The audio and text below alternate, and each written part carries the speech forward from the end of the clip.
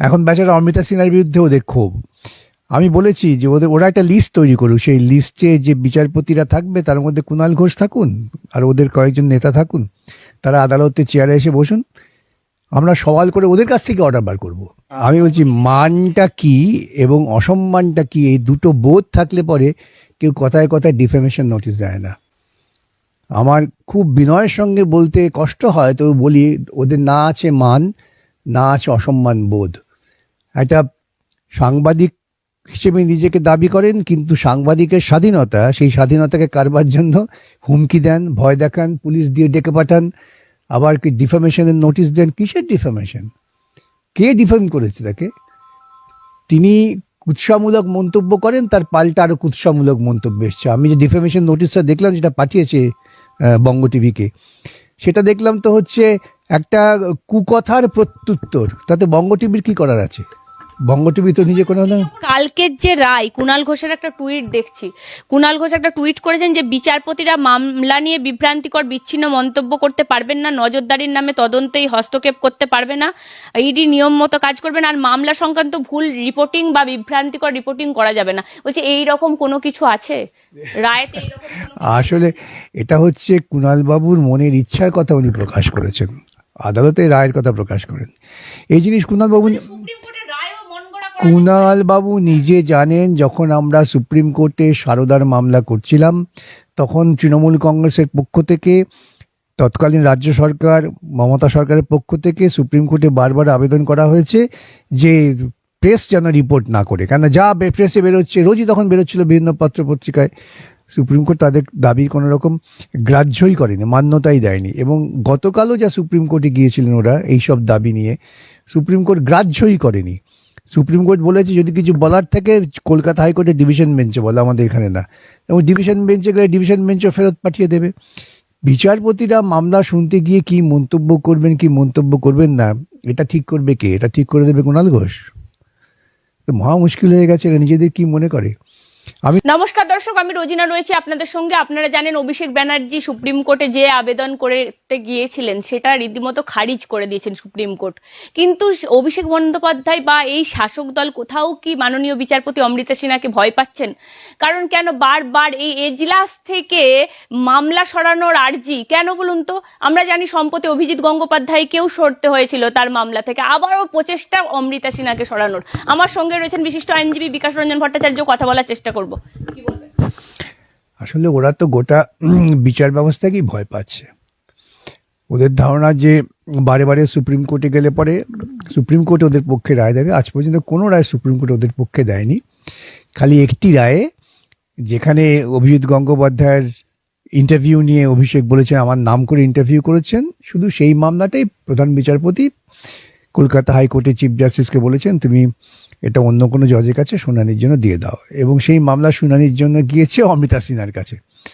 এখন বেচারা অমৃতা সিনহার বিরুদ্ধে ওদের ক্ষোভ। আমি বলেছি যে ওরা একটা লিস্ট তৈরি করুক, সেই লিস্টে যে বিচারপতিরা থাকবে তার মধ্যে কুণাল ঘোষ থাকুন আর ওদের কয়েকজন নেতা থাকুন, তারা আদালতের চেয়ারে এসে বসুন, আমরা সওয়াল করে ওদের কাছ থেকে অর্ডার বার করবো। হ্যাঁ, কুণাল ঘোষের থেকে অর্ডার বার করবো। কেন যখন চেয়ারে বসবেন তখন তাকে বিচার করতে হবে আইন অনুযায়ী। ওখানে বিচার তো মমতা মা জিন্দাবাদ বললে হবে না, ওখানে বিচার করতে হবে যুক্তি তর্ক এবং তথ্যের ওপর দাঁড়িয়ে। আজকে ওরা এত দুর্নীতি করেছেন, আপাদমস্তক দুর্নীতিগ্রস্ত যে কোনো বিচারপতি যারাই শুনবেন তারাই তদন্তের নির্দেশ দেবেন না। আমি তো বলছি যে এমন কোনো বিচারপতি নেই যারা ওদের ক্ষোভের আওতার বাইরে। এবং এটা ভালো সুস্থতার লক্ষণ যে পশ্চিমবঙ্গের সাংবিধানিক আদালত তারা বিচার করছেন সংবিধানকে ঊর্ধ্বে তুলে ধরার জন্য, এবং সে কাজটা করলে পরে তৃণমূলের মতো দুর্নীতিগ্রস্ত দল তাদের বুকে ব্যথা হবে, এতে কিছু করার নেই। কোনো ক্যারেক্টারই নেই, ডুয়াল ক্যারেক্টার মধ্যে দুটো ডিস্টিংক্ট ক্যারেক্টার থাকবে, কোনো ক্যারেক্টারই নেই। ওর একটাই ক্যারেক্টার, দুর্নীতিকে আড়াল করার জন্য আপ্রাণ চেষ্টা করা। আছেন তিনি একজন অভিযুক্ত, এবং সারদা মামলা নিষ্পত্তি হলে পরে অবধারিতভাবে তারও সাজা হয়ে যাবে, এই নিয়ে কোনো সন্দেহ নেই। কিন্তু কলকাতা হাইকোর্টের বিচারপতিরা যে ঘাড়ের ওপর বসে আছে, যে ন্যায়সঙ্গত যে বিচার করে দুর্নীতির বিরুদ্ধে লড়াইটাকে জারি রেখেছেন, তাতে ওরা ভয় পেয়ে গেছে। গণতন্ত্রের অন্যতম বিপদ হচ্ছে দুর্নীতি। দুর্নীতি থাকলে পরে গণতন্ত্র টেকে না।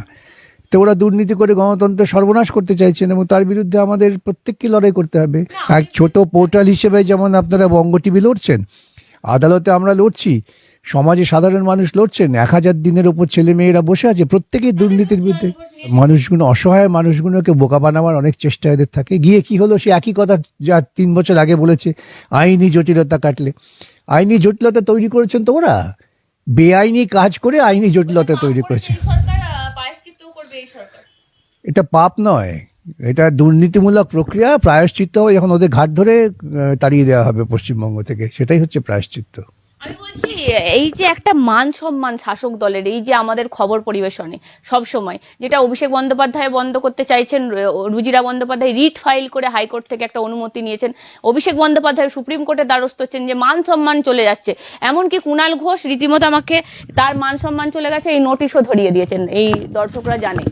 কি বলবেন? মুশকিল হচ্ছে মানটা কি। না, কুণাল ঘোষের মান সম্মান আমি বলছি মানটা কি এবং অসম্মানটা কি, এই দুটো বোধ থাকলে পরে কেউ কথায় কথায় ডিফেমেশন নোটিশ দেয় না। বলেন, উনি সহ্য করার ক্ষমতা রাখতে পারেন না কেন? ধরুন আপনাকে একটা কথা বললো, আপনাকে তো, আপনার নাম তো সবকা সাথ সবকা বিকাশ, বলছি আপনাকে যদি এই কথা বলেন তো আপনিও তো প্রত্যুত্তরে কিছু বলবেন। আমি এই সমস্ত, আমি একটা কথা খুব বিশ্বাস করি, মার্ক টোয়েন বলেছিলেন, মূর্খের সঙ্গে তর্ক করিও না, don't argue with an idiot. আমার এইটা হচ্ছে প্রিন্সিপাল। অনেক অনেক ইডিয়েটের মতো কথা বলে, আমি তো উত্তর দিই না।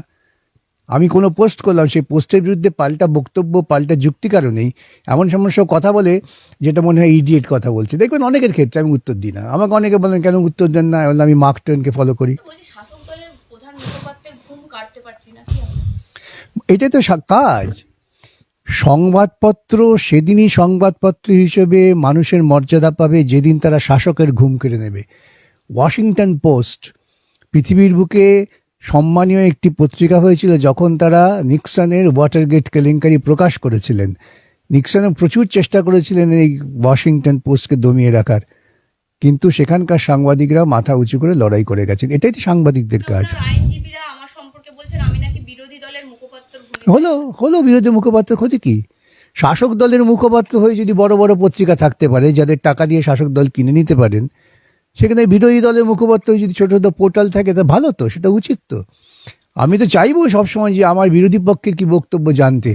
ওরা ভয় পায় বক্তব্য জানতে, ওরা নিজেদের আলোকিত করতে চায় না, ওরা চায় ক্রমশ নিজেদের অন্ধকারে ঢুকিয়ে রাখতে। তাই বিরোধী দলের কোনো কথা, বিরোধী দলের বক্তব্য কোনো পোর্টাল বলছে, তাতে ওদের সহ্য হয় না। উনি যাদের সিপিএম আমলে নাকি ক্যাডার ছাড়া চাকরি হতো না, তিনিই বলেছেন প্রকাশ্যে মিডিয়ার সামনে, ওই ক্যাডার ছাড়া যাদের চাকরি হতো না তারা আবার কি কথা বলে? না, সেটা তো ওর পিসি না কি বলে, দিদি, ও তো মমতা দিদি বলে না। তো মমতা দিদি তো 2011 ক্ষমতায় এসেছেন। আমি তো কতবার বলেছি যা আছে আপনার সব বার করে দিন, আমরা দেখি। আমরাও তো দেখতে চাই, লুকিয়ে রেখে লাভ কি? কোথায় কি আছে না আছে দেখি না। উনি তো সেটা দেখাতে পারেন না। আমি তো টাকা দিতে পারবো না, আমি মিষ্টির কথা বলেছিলাম যে 1 হাঁড়ি রসগোল্লা খাওয়াবো, তো কি দেখাতে পারলেন না। তো বলছি, রীতিমতো মাননীয় বিচারপতি অমৃতা সিনহার আর স্বামীকে ডেকে পাঠিয়েছে আজকে সিআইডি, কি বলবেন? কিছু যায় আসে না।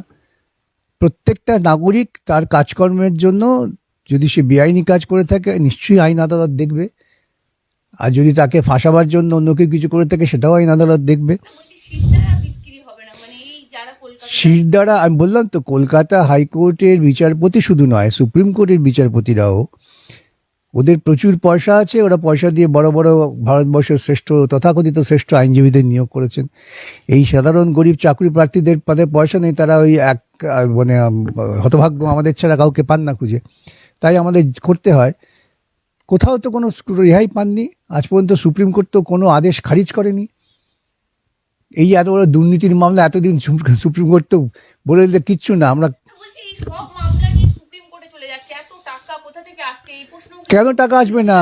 আরে ইলেকট্রাল বন্ডের টাকা পেয়েছে মোদির পরেই মমতা, এই টাকা আছে তো। এই যে 2000 টাকা দেখলাম রিজার্ভ ব্যাংকে তো ভিড় হয়েছে, 2000 টাকাকে বিনিময়, এই টাকা তো সমস্ত তৃণমূল বিজেপির টাকা। তারা এই সমস্ত গরিব মানুষগুলোকে পাঠিয়ে দিয়েছে রিজার্ভ ব্যাংকে, টাকাটা ভাঙিয়ে নিয়ে এসে কালো টাকা সাদা করা। নেবে না তো রাজ্যের প্রশাসন, কেন্দ্রের প্রশাসনই বা কি করছে? তারা দেখছেন না যে এত গরিব মানুষ, এদের কাছে 2000 টাকা থাকতে পারে? অসম্ভব। এদের টাকা কারা দিয়েছেন? যাদের প্রচুর তবে তাহলে এই সেক্ষেত্রে কেন্দ্রীয় সংস্থা বা রাজ্য সংস্থা তারা কি করছেন? উভয়ই চুপ। তার কারণ আমি বললাম এই টাকার পেছনে তৃণমূল এবং বিজেপি উভয় নেতাদেরই টাকা আছে। সবশেষ এই যে অভিষেক বন্দ্যোপাধ্যায়ের আর্জি খারিজ হলো, দুটো আর্জি করেছিলেন, দুটো আর্জি খারিজ। কোন আর্জিটা ওর আজ পর্যন্ত সফল হয়েছে? খালি একটা আর্জি সফল হয়েছে, তাও খুব ক্ষুদ্র ক্ষেত্রে একটা পিটিশনের জন্য। আপনার মনে থাকতে পারে যখন সুপ্রিম কোর্টে মামলা করছি এই জাস্টিস চন্দ্রচূড়ের ঘরে অভিষেকের হয়ে মামলা করা হচ্ছে যে আমাদের বিচারপতি ইন্টারভিউ দিয়েছেন, ইন্টারভিউ সমস্ত বিবরণ পাঠিয়ে দেওয়া হয়েছে। তখন সুপ্রিম কোর্টের বিচারপতিরা একটা মামলায় বলেছিলেন বিচারপতি অভিজিৎ গাঙ্গুলি শুনবেন না, অন্য বিচারপতি শুনবেন। সেদিনকে আমি শুনেছি পশ্চিমবঙ্গে নাকি এই খবর শুনে প্রায় কালী পুজো শুরু হয়ে গিয়েছিল, এত লোকে উল্লসিত, কি সব মামলা অভিজিৎ গাঙ্গুলির কাছ থেকে সরিয়ে নেওয়া হয়েছে, এই ধরনের একটা মিথ্যা প্রচার তো এরাই করেছিলেন। সেটা তো তখন কুণাল ঘোষকে অ্যারেস্ট করা হয়েছিল মমতা এই তদন্তটাকে ধামাচাপা দেওয়ার জন্য। সেটা তো প্রমাণ হয়ে গেল, যেই সিবিআই এলো তখন কুণাল ঘোষ হয়ে গেলেন মমতার মুখপাত্র। এগুলো সব ছকে বাঁধা জিনিস, আমাদের বুঝতে অসুবিধা হয় না।